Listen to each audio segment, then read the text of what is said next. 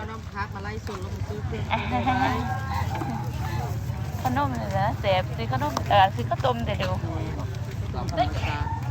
ต้มธรรมชาติเป็นบ้านเหี่ยวเอาสักอันเอาส้มอันทั้งเลยเดี๋ยวทำอะไรกันคะเดี๋ยวแป๊บเดี๋ยวยาโนส้มส้มเขาได้ก่อนโดยช่องหนึ่ง5 อัน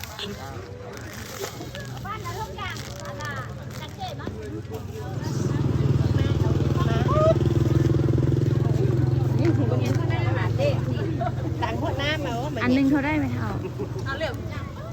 แม่ปลาอันหนึ่งเท่าได้ก่อนนี่นะ2 อัน 5,000เอาให้ลูกส้มอันเดียวเอาชุ่นดูได้โอ้โน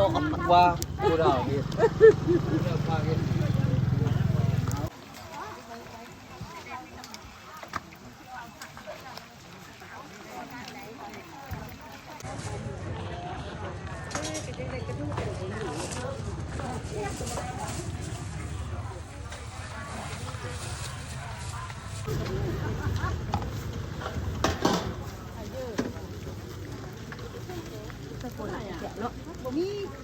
มันเนี่ย